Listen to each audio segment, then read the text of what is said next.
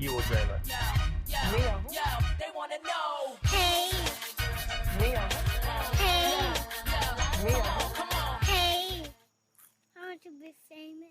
Welcome to Who Weekly, the podcast where you'll learn everything you need to know about the celebrities you don't. I'm Bobby Finger. I'm Lindsay Weber. And this is Anne Heche rating her iconic red carpet looks on TikTok. And at Anne Heche Official on TikTok. A fit call, by the way. Hi, I'm Anne Heche. I'm going to be reviewing my most iconic fashion looks today. Total hit, presented with P. Diddy. Excuse me, yes, red is gorgeous and Prada. Quite sure it was Greg Garwin and sequin and silver, and I say it's red. Ding.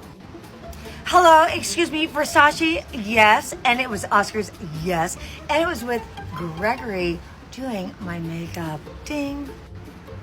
Why do I look like a hippie? It's because Ella didn't want me to dress sexy. Bye, no. That was a 0 out of 10 for the Ellen dress because Ellen didn't want Anne Heche, a fickle, to dress sexy. It's actually at Anne Heche a fickle. There's no I in the second shul. Thank you to Michael Benjamin for tweeting this at us. And then when I opened TikTok, it was like the third one on my FYP. So I was like, wow, like everybody like knows what I'm out here looking for.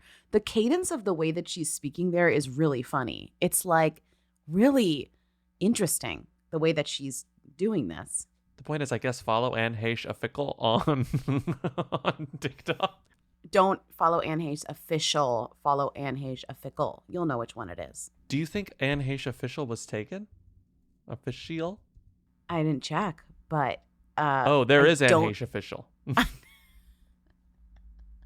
Who is it? It looks like a teen named Sophie, and it has 0 followers, 0 following, and 0 likes, and it's just some teen-looking person taking a selfie in the mirror with their iPhone. That's true. Sophie. Right. It's not me. It's not Lindsay. I promise. It's Sophie. It's Sophie, and that's why Anne Heche had to get Anne Heche Fickle. But it's okay. Yes. I'll always remember Anne Heche Fickle now, you know? I'll know where to find her. And also the thing about TikTok, like how often are you actually typing in usernames, you know? You see them on the FYP and then you click follow, you know? If you're typing Anne Heche, you want to find Anne Heche on TikTok to follow her, and she didn't show up on your FYP because you don't have your algorithm in check, then you got to type in Anne Heche Fickle and not official. Don't follow Sophie. Follow Anne Heche. Anne Heche Official is like, it's a bird call or whatever. It's just beautiful, like those words together. So I understand why Sophie picked Anne Heche Official. She didn't know that Anne Heche herself was going to roll up and want to be Anne Heche Official. Who's Anne Heche? Just like the name. I mean, I know who she is, but you know what I mean. The dress or the outfit that Ellen suggested she wear, it's not ugly and it's not unflattering, but it is, whenever she puts it next to the other outfit she was wearing at the time, it's like a noticeable deviation. Right. And it's like a pretty nasty thing to reveal in the middle of the video. It's not even the punchline of the video. It's just casual. It's in the middle of the video. She's going to be getting a call. 0 out of 10. She'll be getting a call. She's not going to answer it. Do you think Anne Heche answers her phone? No. I mean, I don't think she has a phone, but I just think she's going to be getting a call. I think she keeps herself away from phones. I think that's smart. I'm just thinking of the cadence of her. Do our intro in the cadence of the Anne Heche video. The way that she's speaking. Let me hear it. Let me hear it one more time, and then you can do it. Copy it. Total hit, presented with P. Diddy. Excuse me, yes, red is gorgeous and Prada. You are listening to Who's There, our weekly call-in show where we take your questions, comments, and concerns at That's it. 619 Who Them. Let's start with this comment. Hi, Lindsay, Bobby. I was just listening to the podcast where you talk about Bradley Cooper, quote unquote, daddy being weird. And it reminded me of when I saw him in The Elephant Man on Broadway in like 2014 or 2015. And my friend and I staged doored, and, before he came out, a security man came out and was like giving us the rundown of how this is going to work, which I've never seen before, but maybe it's more common with like really big stars like him. Anyway, he came out and said, all right, everybody, Bradley Cooper's coming. Bradley Cooper likes to take selfies. And I found it to be the funniest thing I've ever heard. He gave almost no more information other than Bradley Cooper likes to take selfies. And sure enough, Bradley Cooper came out, said barely a word to anybody, just quietly took your phone, posed for a selfie, said thank you if you gave him any compliments on his performance, handed the phone back to you, and went to the next person. His, eyes barely even moved. It's I don't know. Anyway, Bradley Cooper likes to take selfies. Crunch, crunch. I weirdly have a lot of empathy for the theater actors that have to do this shit. And I know it's fun and part of the experience to go wait by the stage door and bother them. But I feel like if you just spent 3 hours playing the Elephant Man on Broadway, which is just the amount of absurd exertion that you have to do for that perform. You know what I mean? I just feel so bad that they're then expected to engage. Not that I'm obviously giving no eye contact and taking selfies like a robot is psycho behavior, but part of me is kind of God, he really shouldn't have to do that at all because it's so annoying after basically freaking wearing yourself out. Just giving it all on stage at a live performance for so long. I really As that the really, Elephant Man. yeah, I feel for him in this situation. I feel for him. And my other thought about that was, As Merrick. are we is a selfie now more valuable to somebody than a signature? And are we over signatures? And does that mean that the signature economy is dying or whatever? The celebrity signature economy. Oh, I think it might be. If people were given a choice, they would take a selfie over a signed playbill, right?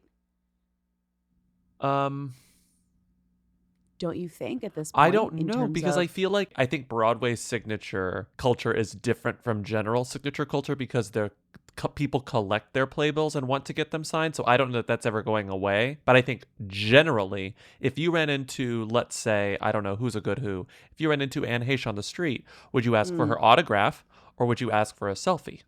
I would ask for a selfie. Or if you wouldn't ask, if she were to offer something up, she would offer a selfie. Yeah. But if you go to a Broadway show, you have your playbill in your marker, and you want a signature. That's kind of the selfie seems like a bonus. Thing. Yeah. Yeah. The selfie seems like a bonus. Because I just feel like people now are asking more for selfies than signatures, and people used to just ask for signatures constantly. Mm-hmm. And there's dudes that wait outside and ask for signatures and sell them on eBay or whatever. But I'm not sure that is a thriving economy as it maybe once used to be. Yeah, exactly. And also whenever we've talked about this, whenever you go on eBay and you buy signatures, there's no way to know if it's real or not. There are certain places that have certificates of authenticity, but it's I don't even know if I can trust that. Signatures are very hard to trust. Right. It's more of a vibe to get the signature yourself and have it versus, to seek out the person in the Elephant Man, wait outside to see Bradley Cooper and then get a signature or whatever. Right. It almost seems like they're managing their expectations where it's you're not going to get more than this. So that's what I think. Yeah. That's what I think. Bradley Cooper likes to take selfies. As opposed to give signatures. And I think that's kind of the... Put your shit away. Yeah. Put your shit away. I do when a celebrity, because you hear that a lot, the stories where the celebrity grabs the camera and it's no, let's take a good one. You feel less invasive whenever the celebrity is holding the camera and takes it from you. It's very sweet, especially if they anticipate that's something that you might want, which is everybody secretly wants a selfie. Some of us are just not kind of brave enough to ask somebody of that because it does feel if somebody was asking me for selfies all day long, I would be miserable too. So it just feels if they're kind of feeling generous or in the mood and want to be come on, let's all take a picture together. That's very kind, I think. It is. It's very generous. It's very generous. But it's also part of the job. My argument, it's part of the job. I don't know. I think in that situation, when you are leaving the stage door, sure. If you're on the street getting groceries, no. But I do feel more empathy for Bradley Cooper and the Elephant Man than I would for, let's say, Erica Jane in Chicago. Do you know what I mean? Because that's a stunt casting thing, right? And I'm if Erica Jane's in Chicago, you better bet your ass people are going to be waiting by the stage door to get a selfie or whatever. Bradley's doing work. They're here to see fucking what's her face at the Or because Erica it's always what's Jane her in face in Chicago. Chicago. It's always mean, what's her face in Chicago. Whoever in Chicago, I feel no sympathy for them. The rest of the cast, Ever. sure, but whoever is playing like Velma, who are the name? Who are the people in Chicago? It's like Velma and Roxy. They're playing Roxy. Roxy. Roxy. Velma. I Is will Velma never even feel in? sympathy for Roxy. I'm not sure. I don't know who Velma is. Literally, her name is like in the song. I recently, over Oscar weekend, I watched the performance of Catherine Zeta-Jones singing all that jazz at the Oscars, and I was like, So pretty good. good. Pretty good. She's I so don't love that good. movie, but she's pretty good. She's so good. I love that movie.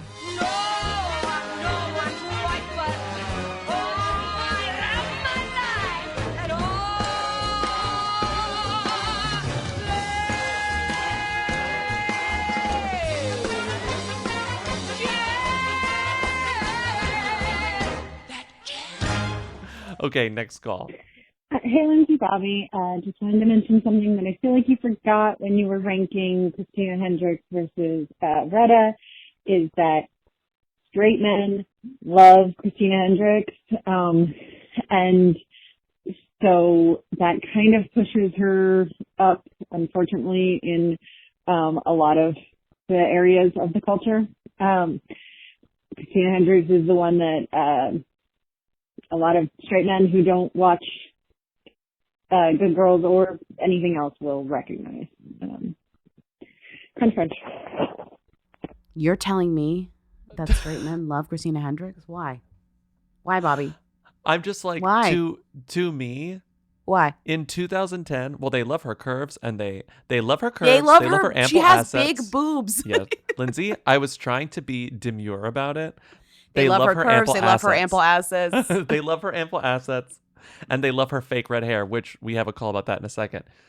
But I had forgotten, when you look at Christina Hendricks' coverage in 2010, 2011, It's all hubba hubba. I know. it's hubba hubba everything, and it's all Yeah. coming from wolves, like straight men wolves with their I know. tongues unfurling. That's It's all of the true. coverage of Christina Hendricks. That's true. They're like, oh, wooga, like Mad Oh. Men lady, you know, like that was really the culture. Yes. But what's funny is that in Mad Men, they're like, oh, wooga, this lady. And everyone's like, meta, oh, wooga, this lady. Give her power. It's like, stop. Like, you can't awooga her, like, now. Awooga. And also refer to awooga-ing her then. Is it her being an awooga on the show to point out like how sexist advertising was and I don't know, is? Bobby. Maybe you should watch the show and find out. Wait, what? Sorry, I have a call. We have to move on. Okay, as a former Mad Men superfan, Christina Hendricks also not a real redhead. And I'm pretty sure that Isla Fisher also is not a natural redhead.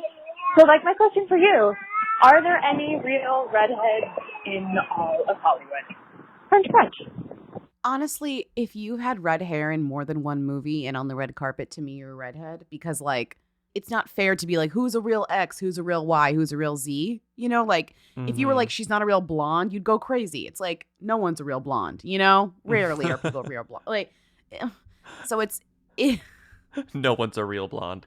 but so in the redhead, like, Hollywood canon, when we're like, oh, Jessica, you know, Chastain, or like, you know, Bryce Dallas Howard, Amy Adams, whatever, like, they're all kind of redheads. If they've like been a redhead for longer than whatever, then they count. Emma Stone. But who are the quote real redheads? I honestly don't know. Julianne Moore is a real one. Yeah, Julianne Moore is a real one. Lindsay Right. Lohan is a real one. sure. We knew that. Jessica Chastain is a real redhead. Wow. Okay. Great. Authentic. So many of them are fake because I was like, oh, you know who's a real redhead? Emma Stone. But no, She's not. oops, She's blonde. actually blonde. And the other real one, Nicole Kidman. Nicole Kidman is a real redhead. Right. That's true. The only story that's relevant for you to know about who's a real redhead and who's not is the Amy Adams story about her like flopping as a blonde for years and then all of a sudden being like, I'm a Yes. redhead, and being like, I'm successful. So Which, after she told that story, we found out that many actresses had the same issue where they were like, Yeah. oh, I'm going to fake my hair because it makes me more interesting. sure, but now we can't have too many redheads, so too many actresses can't go red because that will overflow the pot, you know? Mm-hmm. Mm-hmm. So they need to be careful about that.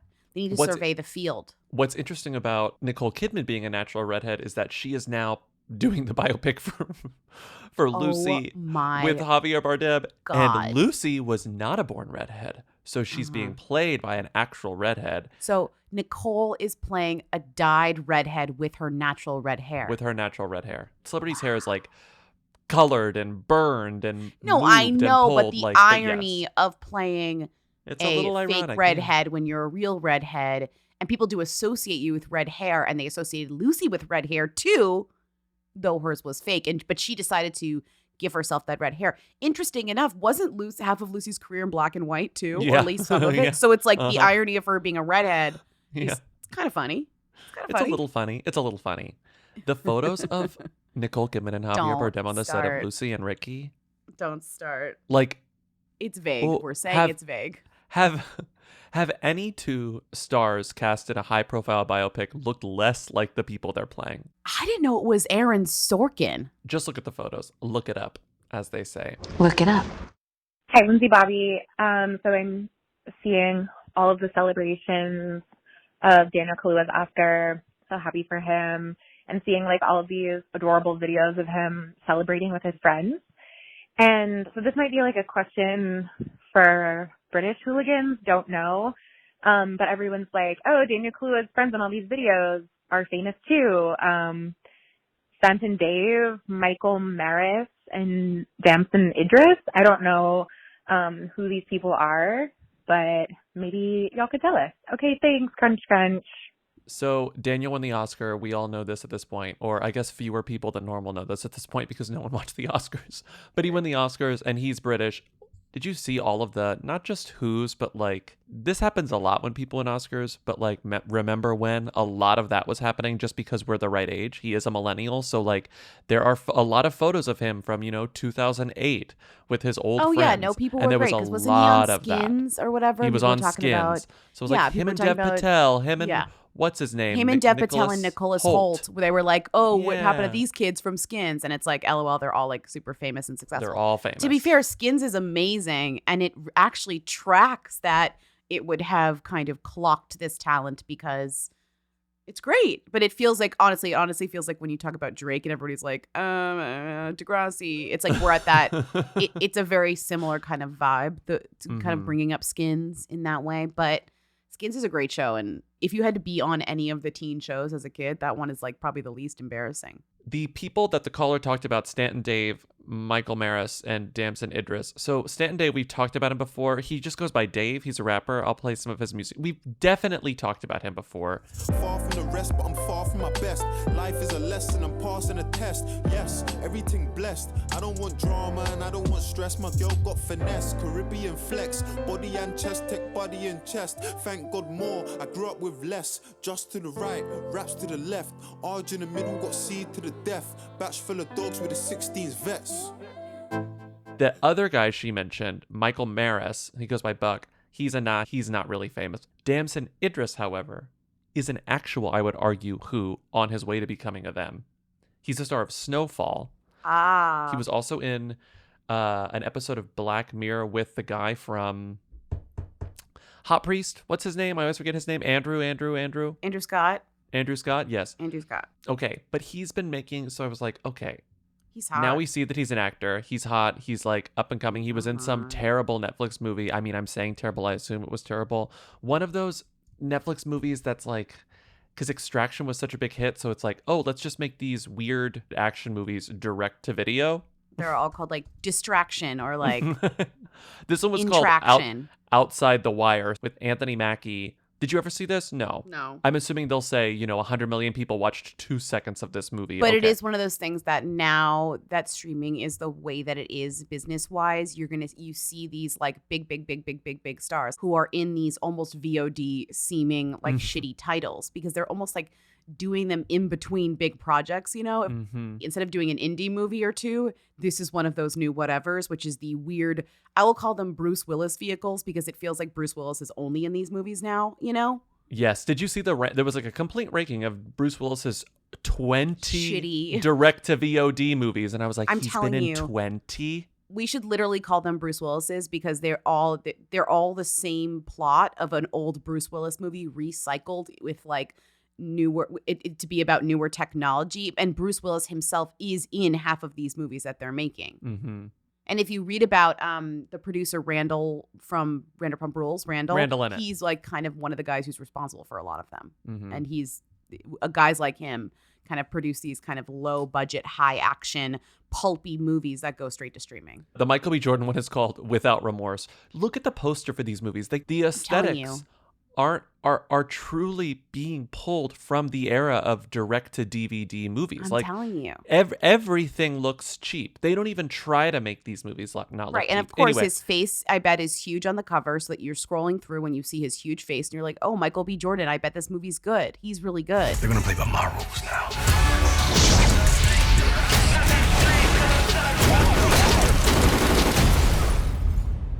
No remorse. But of course, when there's a new Who in the mix, I have to search to see if they've been spoken about in the Daily Mail, and he has. He once went on like a beach date. I don't know that it was actually a date because recently people have assumed that just because he's next to a woman means they're dating, but he is Well, come at on. the He beach went on with a a date Love with Island this star. woman.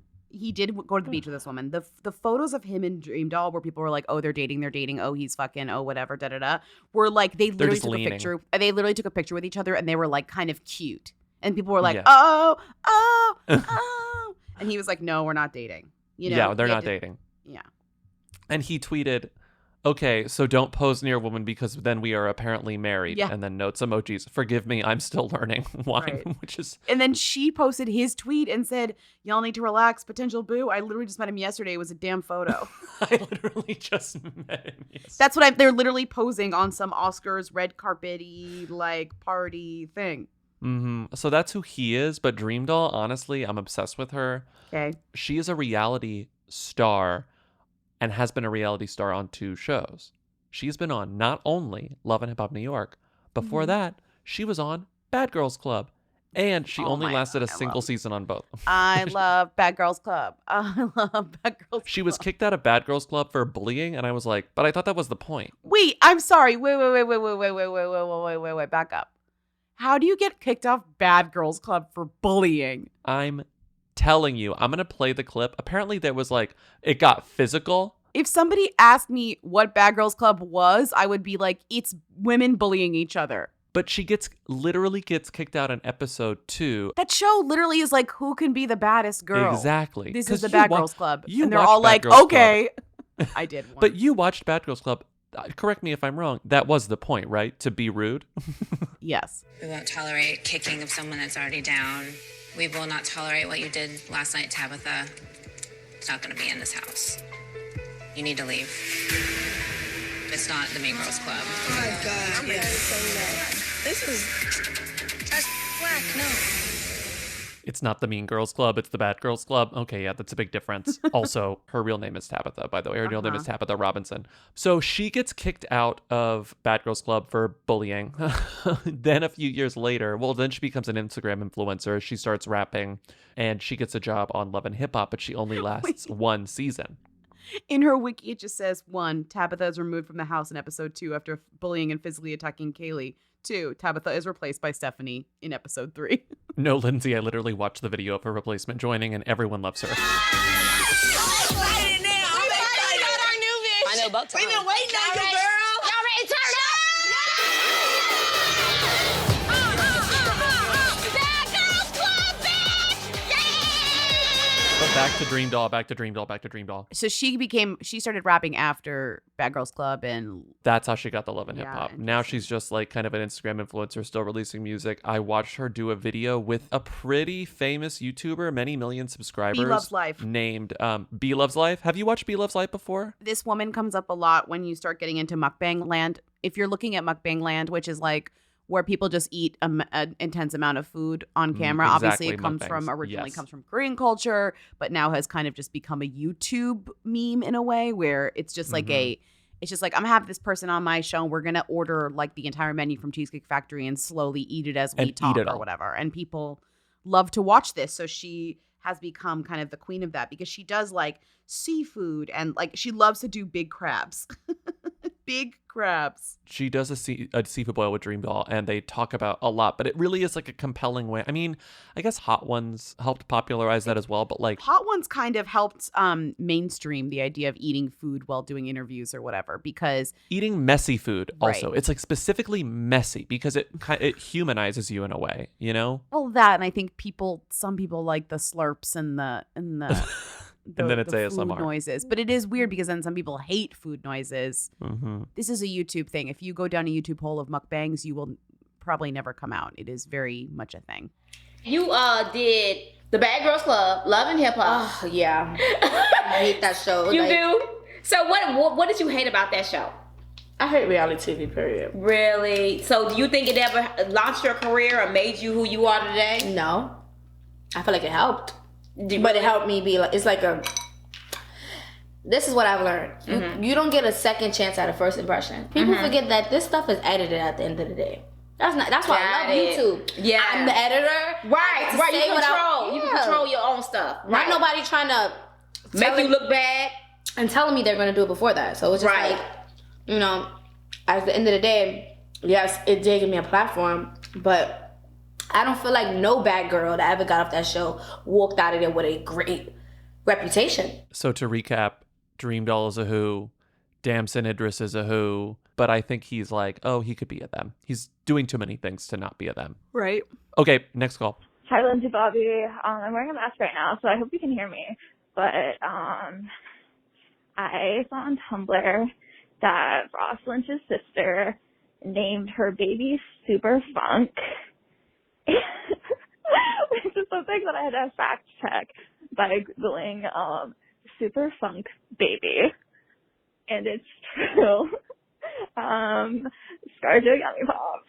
Which one's Ross Lynch again? These people elude me because they're a part of the Teen Beach fandom, which is so beyond our time. It's like we barely were High School Musical. You know, we barely hit that cusp. We were not. We were in college during High School Musical. By the way, yeah. Okay, so whatever. I'm just saying this was after that, so imagine how far away we were from Teen Beach Musical or whatever.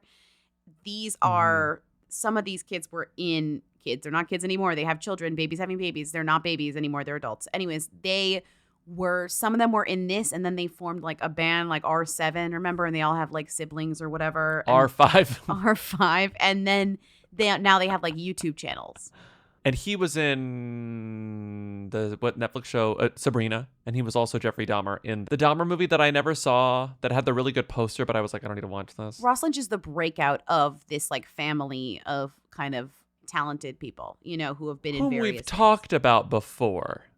Now that I'm talking about them again, I'm like, we've talked about the Lynch fam. Why? How do you think I know past. this? I'm literally reciting it from vague memories, not because I'm reading it off a piece of paper. But his sister, whose name is Rydell Lynch, had a baby with her boyfriend, her husband, and his name is Capron Funk. Capron Funk. His name is Capron Funk. I'm sorry, when I read you his bio that I found on Google, tell me this is not.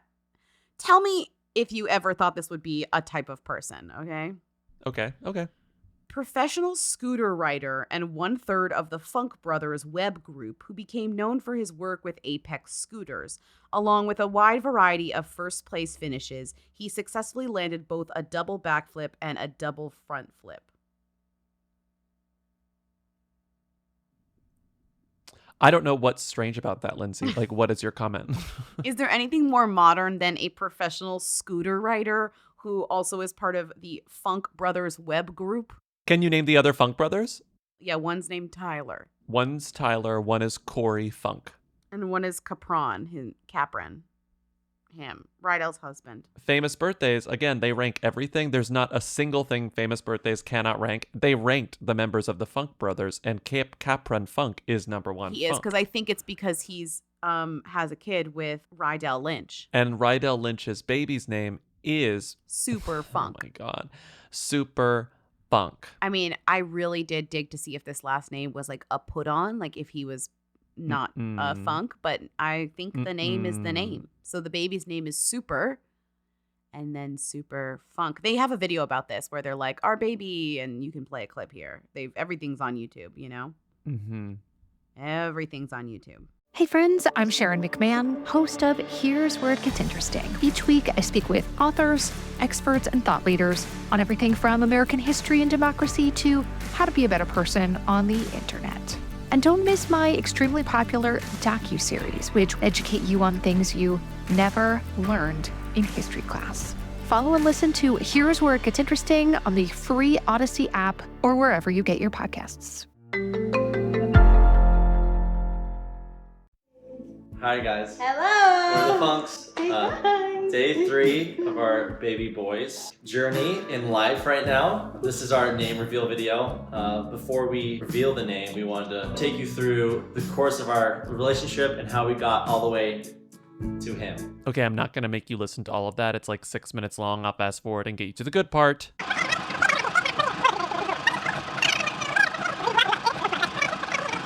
What's his name? His name is Super Funk. And I'm lucky enough to give him the middle name, so it's Super Capering Funk. That's the coolest thing ever! Rydell is the one who thought of the name. As a Bobby Finger, I don't envy Super Funk. Right, I was going to say. What I find offensive, if I were one of the other Funks, if I were, who were the other Funks? If I were Tyler or Corey Funk, I'd be annoyed that my brother Capron Funk already claimed the Funks on YouTube and made it about him and his wife and his son. Because then I don't have the opportunity to make the Funks YouTube channel. Anyway, the Funks YouTube channel has 477,000 subscribers and contains videos such as finding out we're pregnant on camera, *emotional, telling our family we are pregnant, *emotional, Rydell has gone into labor, hospital visit, It's like, first of all, his name is Super Funk. Second of all, whenever he grows up, he's going to have to know that all of his birth videos are on YouTube. Like, this is the thing. It's going to be a whole generation of kids. Because now we've gotten like, what are people who grew up on Twitter and Instagram and YouTube going to be like whenever they're adults? It's like, now we know. This is it. But what are the children of those people going to be like? We're not going to know for like 10 years, you know? Yeah, it's just going to continue. Eating only red and green for 24 hours, Christmas edition. Eating only blue food for 24 hours, baby boy edition. Letting our subscribers choose our baby name. Uh-oh. Maybe that's where the problem, maybe that's where things went crazy. They really fit the mold, which I kind of appreciate. Whenever you look at their thumbnails, they're exactly the thumbnails that you expect. Open mouth smiles, pointing, and aggressively saturated colors. Here's my favorite. Surprise Easter egg hunt, parentheses, 1 egg equals kiss.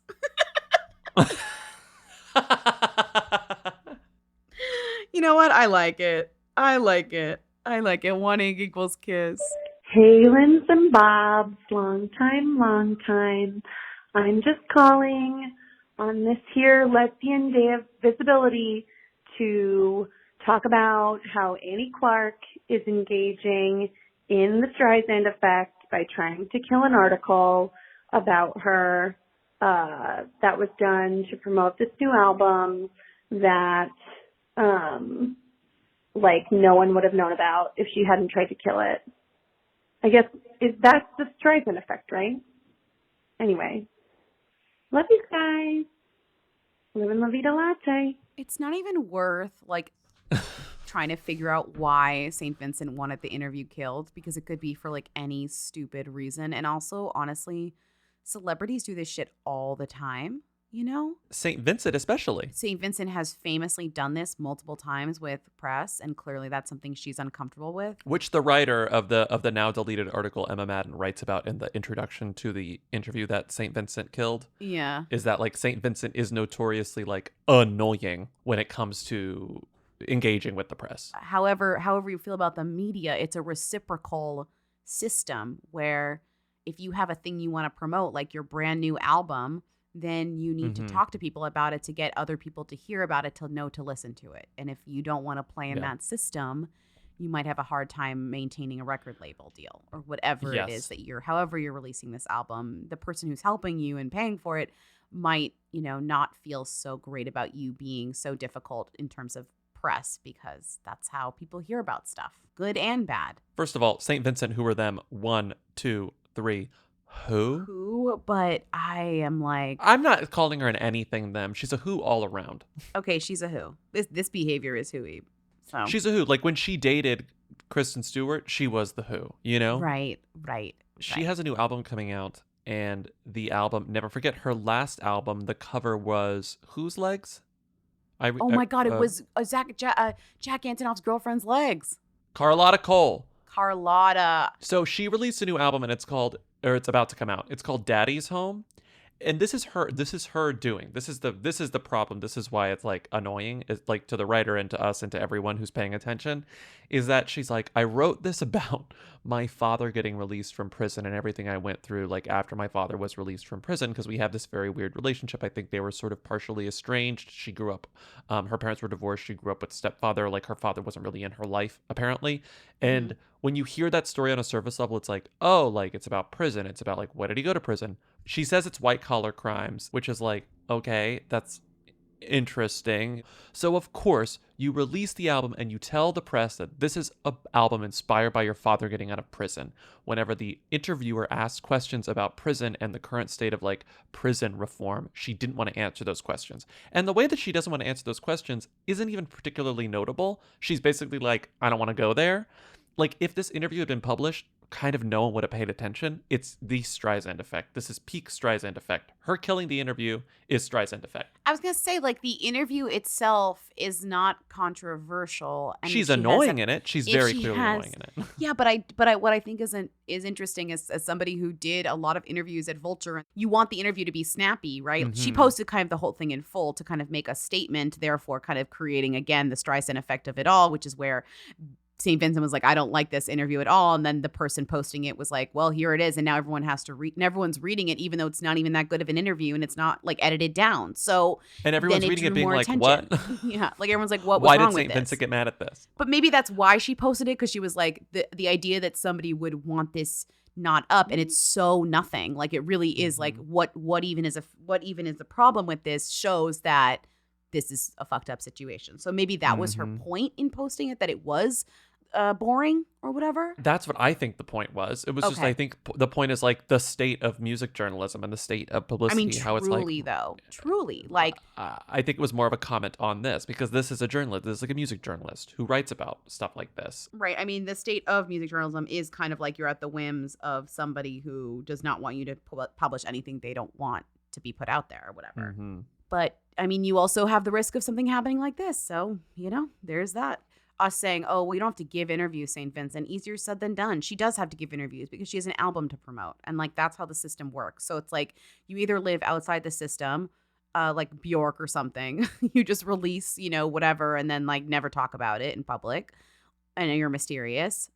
Or you participate. So, it's, again, easier said than done, I think. But I will say, like, all of this kind of collectively puts a nasty taste in people's mouth when they think about you, because they think about you being kind of difficult, and nobody loves a difficult celebrity.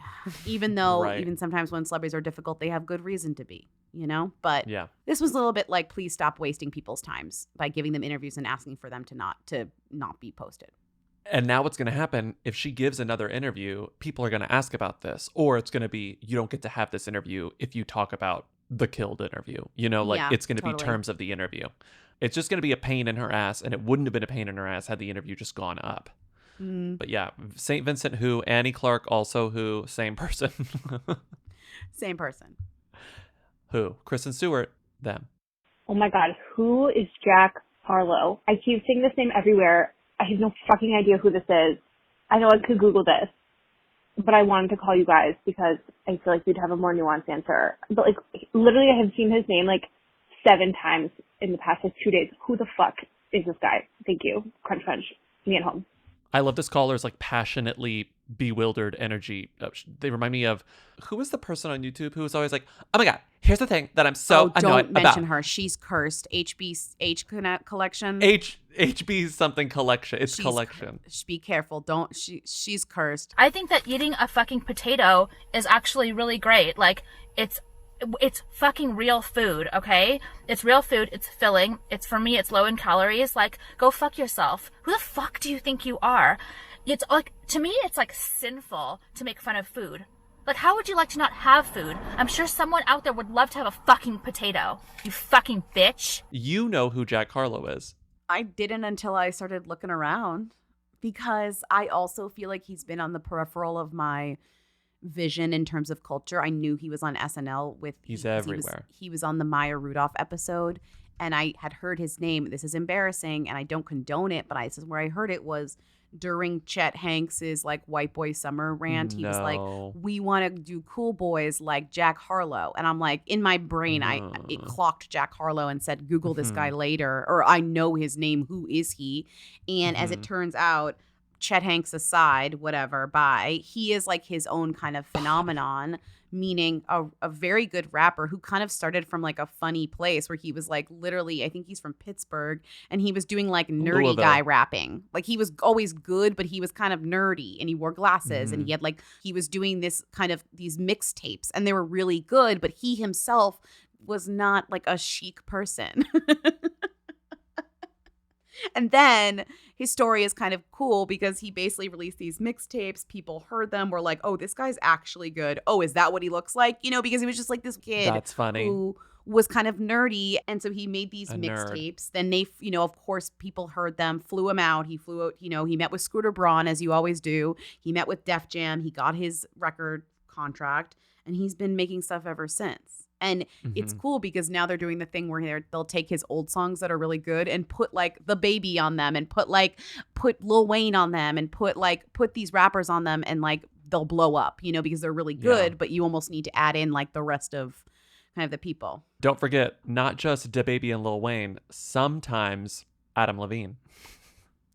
Sometimes Adam Levine he has a song shows with up as Adam well. Levine that was on SNL. That's the SNL song, yeah. Thought that I would change, but I'm the same guy. Blamed it on my youth, but I know I've had time.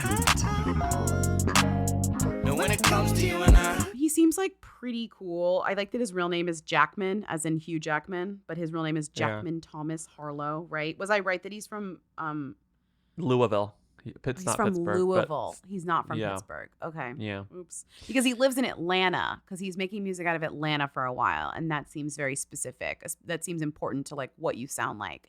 People are like, oh, he sounds like Drake mixed with a Mac Miller, which I actually think is a good kind of comparison. That's a good that's a good place to be also. Like, right? That's a compliment to say that you're Drake mixed with Mac Miller. Right. And his story is very much like, I read a few profiles of him, and it's very much like, my mom listened to the Eminem album when I was growing up a lot, and she loved Eminem, and I heard a lot of that. And because like people are kind of always asking him, like, as a white rapper, like, how do you feel about that? And he's like, I'm just out here doing what I knew when I grew up, what I loved growing up. And like, and what I love growing up were white rappers.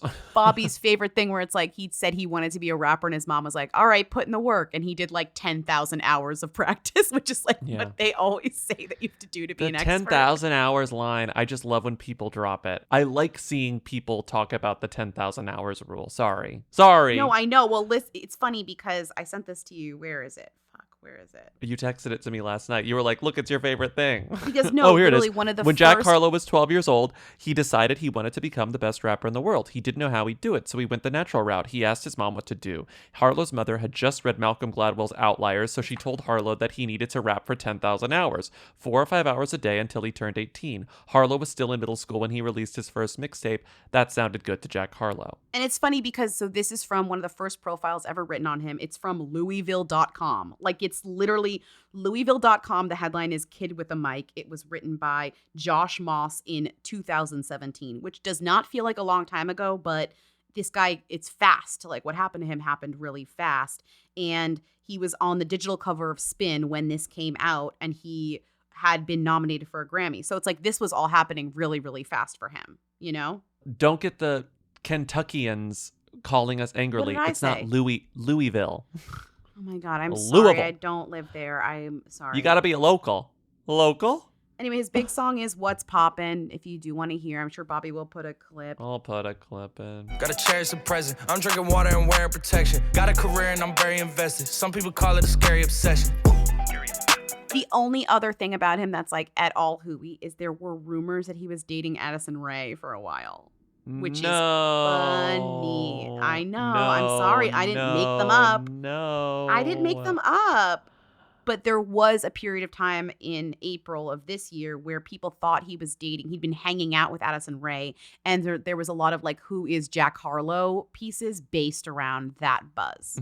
So, I don't know if that's true or not, but it's definitely a way of getting talked about. Dating Addison Rae, whose gender-flipped remake of She's All That hits cursed screens everywhere this summer. How? It just got made. We're literally in a pandemic and this movie got made faster than the fucking vaccines. The turnaround is alarming. It's going to be the worst movie of all time. A remake of She's All That, which wasn't even a good movie to begin with. Truly. She's All That is classic nostalgia brain. One of those fucking movies that millennials look back on and they're like, oh my God, I have such a soft spot for She's All That. Watch it again. I fucking dare you. That movie sucked. That movie sucked when I was 13 and it sucks when I'm 30. So you know what? Like, it always sucks. Okay, can I just say, though, I thought it was good when I was 13, and now I think it sucks because I watched it again and I was like, this does not hold up. This is not fun or good anymore. But I agree that, She's All That has the what women want effect where you remember this movie being good and you watch it again and you were like, excuse me, how did this get made? How did we allow this? No offense to Nancy Meyers, but offense to Nancy Myers. She should be so ashamed of that movie. She should and be what women humiliated want by that movie. got remade, which is even crazier too. So it's like there's the standard for what's getting remade is low. As long as the concept is something that we can flip, we're gonna try and maybe flip it. This movie was made with a budget of like $3 by Netflix, to be turned around in 4 minutes. It looks like it. Honestly, YouTube videos have been shot for more money, a bigger budget. Trisha Paytas has made bigger budget films than this one, I think. Absolutely. The one for Little Shop of Horrors definitely costs more when than He's All That, both starring parts, Addison Rae. She spent $50,000 on that easily. Are you kidding? Two things about this Us magazine, Us Weekly story about Netflix's summer movies that piss me off. Number one, the headline. Netflix announces summer slate, first look at, quote, Kissing Booth 3, She's All That reboot, and more. You know what is included in and more here? Woman in the Window. That's offensive. That's rude to Woman in the Window. It's not in the headline. Why are you silencing the woman in the window? Don't silence her. She's already stuck in the house. The window's open, but you can't really hear her that well, so don't silence her. Do you know what comes out in July?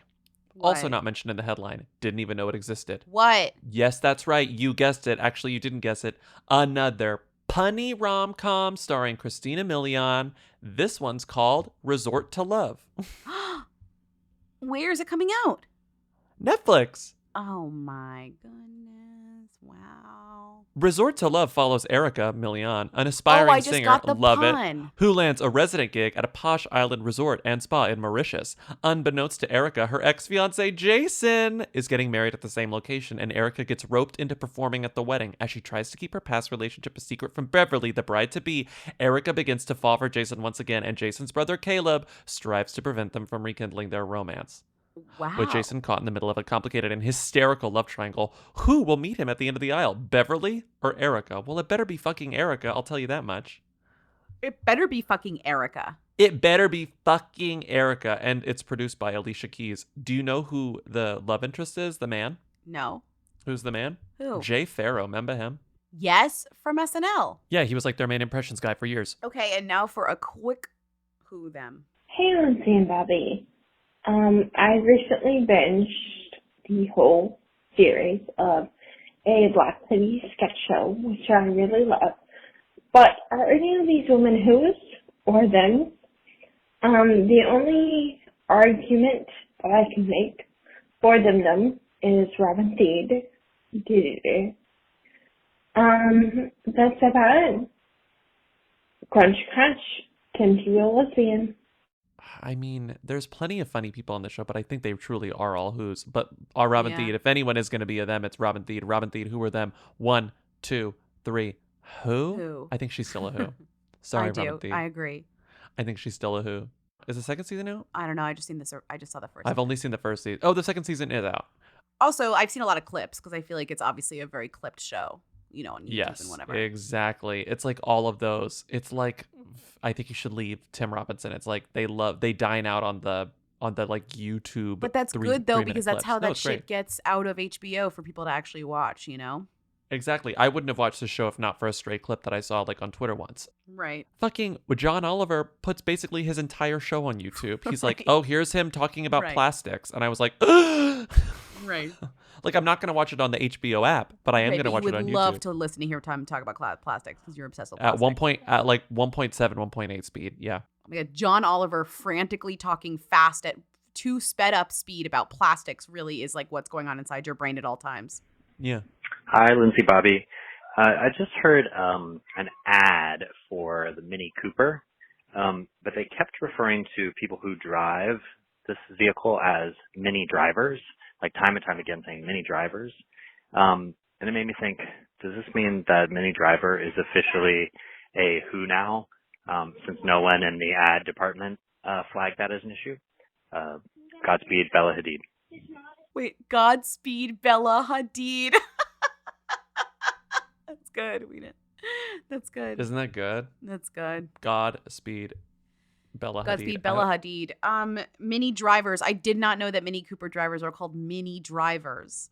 I'm seeing a lot of like Twitter accounts where people refer to them like mini drivers South America, like mini drivers like in countries, like fan accounts of minis, but I can't find this commercial and I haven't seen it. But it would stand to reason that if you drive a Mini Cooper, you call yourself a mini driver. And apparently this caller says that that is how they refer to the drivers of Mini Coopers, mini drivers. Does that mean that Mini Driver herself, how do you like them apples, Good Will Hunting, is a who now, or is less themmy than the drivers of Mini Coopers? What do you think? Because they're like implying that they own mini drivers as if there's not a person who's literally named Mini Driver. Named Mini famous. Driver, yeah. Like they're out here calling people mini drivers when it's almost like, gaslighting me into thinking there isn't a woman whose name is Mini Driver who is a celebrity. Mm-hmm. Right? That's what it's kind of doing. That's what it's doing to me. And I'm like out here screaming, like, don't we all know that there is a woman named Mini Driver? Like in the street, I'm like, Jennifer Love Hewitt in that movie. What are you waiting for, huh? That? Yeah, that's me. What are you waiting for, huh? What are you waiting for? I honestly don't know. It's a mystery. What is even the question here? Is Mini Driver, as in the actor, is Mini Driver who are them? 1, 2, 3. Who? Who? I think so.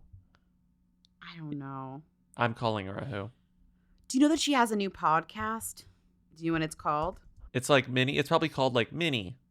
Close. Mini with Mini. It's Minis called with Mini Questions with Mini Driver. Oh, really? Mini Questions with Mini Driver features intimate conversations with experts and trailblazers to uncover larger truths about happiness, failure, love, loss, and belonging. What about driving? What about cars? Nothing about cars. The guests are impressive. We got Viola Davis. We got Foo Fighters, Okay. Dave Grohl.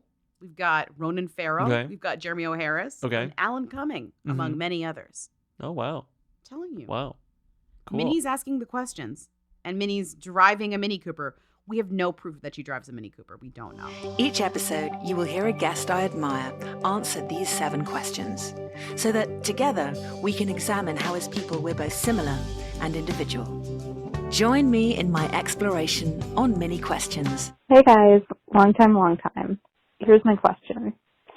Potato salad, egg salad, chicken salad, tuna salad, macaroni salad.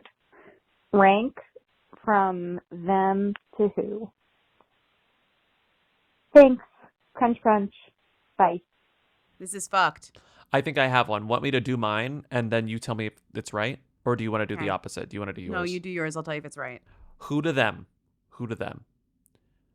Got it. Macaroni salad, chicken salad, egg salad, tuna salad, potato salad. I would have to say that is correct.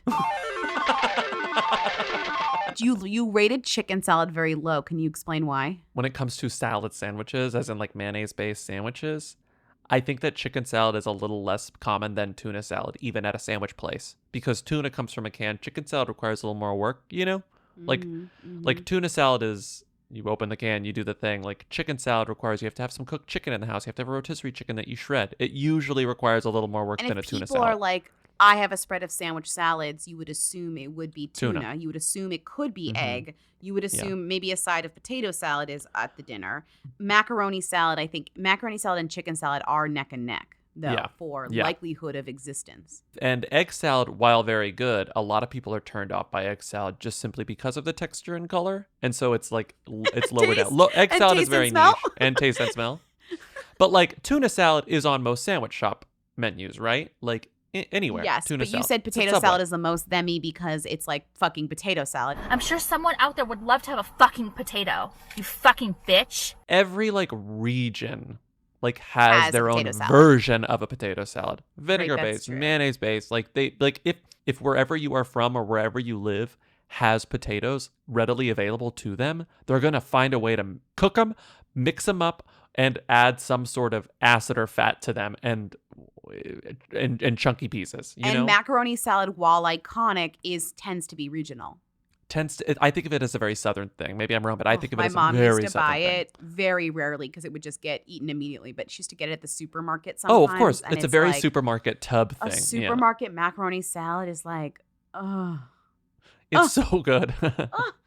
I'm surprised you didn't put It's- coleslaw in here. That would have It's so fucking good. But you don't call it salad. You don't call it like cabbage salad, you know? Sure. Also, salad is one of those words that really can bend at will, as we've seen. You know? Yeah. If you're thinking greens are in salads, take a look again at this list because It's- none of these honeys have greens in them. It's very Jurassic Park. Any None of these girlies have any greens in them. Come on to my house.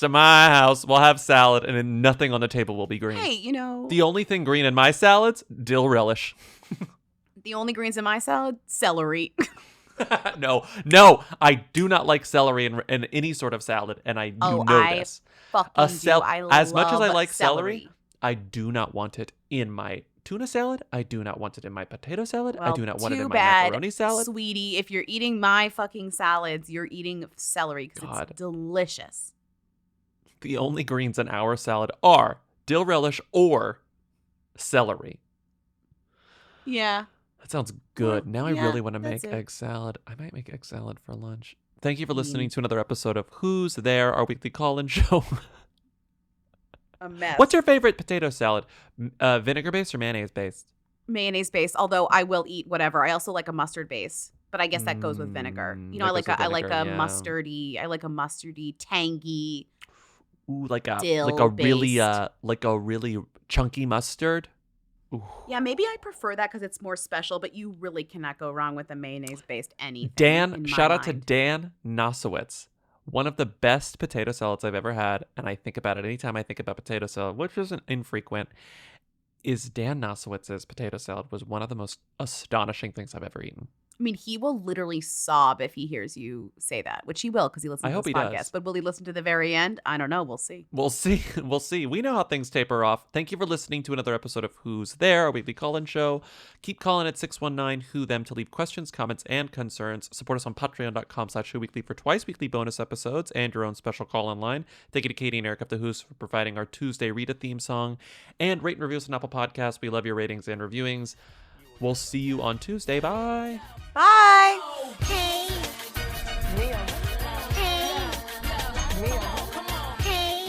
I'm sure someone out there would love to have a fucking potato. Hey, Weekly. So this is dumb, but I started listening to the podcast at 1.25 speed, and not sure if you've ever done that, but if you listen to the intro song at 1.25, it's like a real dance off. Just saying. Yeah, that's it. Crunch, crunch. Fool me once, shame on you. Fool me twice, chain on me. Josh, Jana, John David, Jill, Jessa, Ginger, Joseph, Josiah, Joy, Anna, Jedediah, Jeremiah, Jason, James, Justin, Jackson, Johanna, Jennifer, Jordan, and Josie. Michelle, Jim Bob, Josh, Anna, Mackenzie, Michael, Marcus, Meredith, Mason, Mariella, John David, Abby, Grace, Jana, Jill, Derek, Israel, Samuel, Jessa, Ben, Spurgeon, Henry, Ivy, baby number 4 on the way, Ginger, Jeremy, Felicity, Evangeline, Joseph, Kendra, Garrett, Addison, Brooklyn, Josiah, Lauren, Bella, Joyanna, Austin, Gideon, Evelyn, Jedediah, Katie, Jeremiah, Jason, James, Justin, Claire, Jackson, Johanna, Jennifer, Jordan, Josie. Those are the Duggar children, their spouses, and the Duggar grandchildren. I use that to fall asleep at night like counting sheep. Okay, bye. Good form. Sorry, I'm watching a motorcycle leave through traffic. When applying for Tyrese's girlfriend's personal assistant job, your 3 words are clearly beauty and brains.